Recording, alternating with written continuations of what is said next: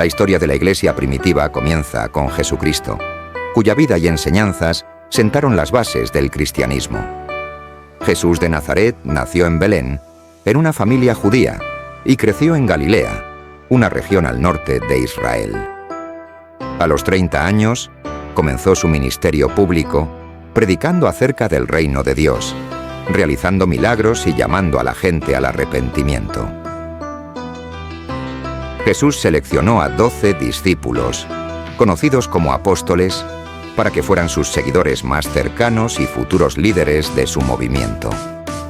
Entre ellos se encontraban Pedro, Juan, Santiago y Judas Iscariote, quien más tarde lo traicionaría. Durante aproximadamente 3 años, Jesús enseñó a sus discípulos y a las multitudes a través de parábolas, sermones y milagros. Su mensaje central giraba en torno al amor a Dios y al prójimo, el perdón de los pecados y la promesa de vida eterna para aquellos que creyeran en Él. La vida de Jesús culminó con su arresto, juicio y crucifixión en Jerusalén, bajo la autoridad del gobernador romano Poncio Pilato. Los líderes religiosos judíos consideraban a Jesús una amenaza debido a sus enseñanzas y a la creciente popularidad entre la gente. Sin embargo, 3 días después de su muerte, sus discípulos proclamaron que Jesús había resucitado, un evento que se conoce como la resurrección y que es el pilar fundamental de la fe cristiana. La resurrección no solo reafirmó las enseñanzas de Jesús, sino que también impulsó a sus seguidores a difundir su mensaje. 50 días después de la resurrección, durante la fiesta judía de Pentecostés, ocurrió un evento extraordinario. Los discípulos estaban reunidos en Jerusalén cuando de repente un estruendo del cielo y lenguas de fuego aparecieron sobre ellos. Este evento marcó la llegada del Espíritu Santo, quien les otorgó la capacidad de hablar en diversas lenguas y una nueva valentía para predicar el Evangelio. Ese día, Pedro pronunció un poderoso sermón y alrededor de 3.000 personas se unieron a la fe cristiana, lo que se considera el nacimiento de la Iglesia. La Iglesia primitiva en Jerusalén se caracterizaba por una vida comunitaria intensa. Los primeros cristianos se reunían regularmente para orar, compartir la enseñanza de los apóstoles, celebrar la cena del Señor y ayudar a los necesitados. Compartían sus bienes y propiedades, vendiéndolos para distribuir el dinero entre los más pobres. Esta comunidad, conocida por su unidad y amor mutuo, atrajo a muchas personas. Sin embargo, el crecimiento de la Iglesia no fue sin oposición. Los líderes religiosos judíos y las autoridades romanas veían a los cristianos como una secta peligrosa y subversiva. Esteban, uno de los primeros diáconos de la Iglesia, fue arrestado y apedreado hasta la muerte, convirtiéndose en el primer mártir cristiano.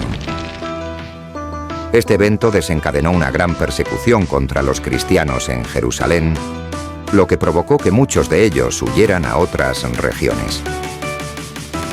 La dispersión de los cristianos fuera de Jerusalén resultó en la expansión del Evangelio a otras partes del Imperio Romano.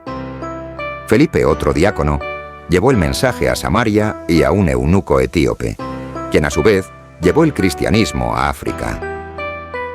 Pedro, después de una visión divina, predicó a Cornelio, un centurión romano, marcando la inclusión de los gentiles, no judíos, en la Iglesia. Uno de los eventos más significativos en la historia de la Iglesia primitiva fue la conversión de Saulo de Tarso, un ferviente perseguidor de los cristianos.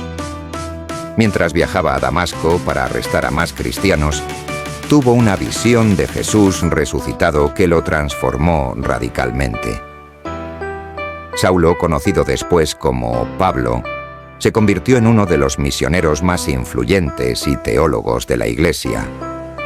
Fundó numerosas comunidades cristianas por todo el Mediterráneo y escribió cartas, epístolas, que se convirtieron en parte fundamental del Nuevo Testamento.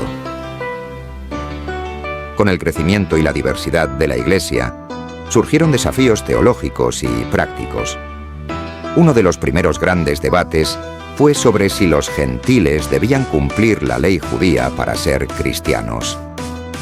El Concilio de Jerusalén, narrado en el libro de los Hechos, resolvió que la salvación era por gracia mediante la fe en Jesús, sin necesidad de adherirse completamente a la ley mosaica. Este concilio estableció un precedente para futuros encuentros donde se discutirían y definirían doctrinas clave. Las primeras comunidades cristianas se distinguían por su fervor espiritual y sus prácticas distintivas. Se reunían en casas para la adoración y la enseñanza, y desarrollaron una estructura de liderazgo que incluía obispos, presbíteros, ancianos y diáconos. La enseñanza de los apóstoles, las oraciones, el partimiento del pan y la comunión eran prácticas centrales. Además, enfrentaron desafíos internos como el gnosticismo y otras herejías, que requerían una constante defensa de la fe ortodoxa. A medida que el cristianismo se expandía, también aumentaba la oposición del Imperio Romano. Los emperadores romanos, comenzando con Nerón, vieron a los cristianos como una amenaza al orden público y los persiguieron brutalmente. Los cristianos fueron acusados de ateísmo, por no adorar a los dioses romanos, y de diversos crímenes, siendo ejecutados públicamente en coliseos y otros lugares. Sin embargo, estas persecuciones no extinguieron la fe. De hecho, la valentía y el martirio de muchos cristianos inspiraron a otros y fortalecieron la Iglesia. En el año 313 d.C., el emperador Constantino emitió el Edicto de Milán, que legalizó el cristianismo y puso fin a las persecuciones. Constantino no solo se convirtió en un protector de la Iglesia, sino que también convocó el Concilio de Nicea en 325 d.C. Este concilio abordó la controversia arriana que negaba la divinidad de Cristo y produjo el Credo de Nicea, un resumen de la fe cristiana que sigue siendo recitado en muchas iglesias hoy en día. El Credo de Nicea afirma lo siguiente: Creemos en un solo Dios, Padre Todopoderoso, Creador del cielo y de la tierra, de todo lo visible y lo invisible.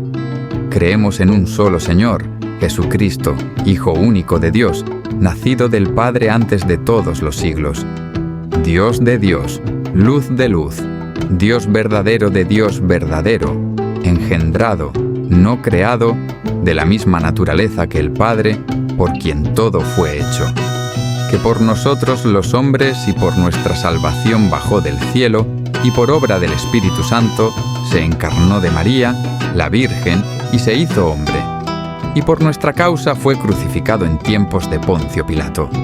Padeció y fue sepultado y resucitó al tercer día, según las Escrituras, y subió al cielo y está sentado a la derecha del Padre.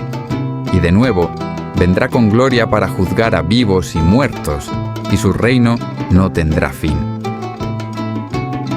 Creemos en el Espíritu Santo, Señor y dador de vida, que procede del Padre y del Hijo, que con el Padre y el Hijo recibe una misma adoración y gloria, y que habló por los profetas. Creemos en la Iglesia, que es una, santa, católica y apostólica. Reconocemos un solo bautismo para el perdón de los pecados. Esperamos la resurrección de los muertos y la vida del mundo futuro. Después del Concilio de Nicea, la Iglesia continuó creciendo y consolidándose. Se construyeron grandes catedrales, se desarrollaron liturgias más formales y la teología cristiana se profundizó a través de los escritos de los padres de la Iglesia. Aunque surgieron nuevos desafíos y cismas, la Iglesia primitiva sentó las bases de la fe y las estructuras que perduran hasta el día de hoy. La historia de la Iglesia primitiva es una narrativa de fe, perseverancia y expansión. Desde los humildes comienzos con un grupo de discípulos en Jerusalén, hasta convertirse en una religión mundial, el cristianismo atravesó persecuciones, debates teológicos y cambios sociales. La Iglesia primitiva no solo transmitió el mensaje de Jesús a través de las generaciones, sino que también estableció las bases doctrinales y estructurales para la Iglesia moderna. Su legado continúa influyendo en millones de personas en todo el mundo, recordándonos la importancia de la fe, la comunidad y el amor incondicional que Jesús predicó y ejemplificó.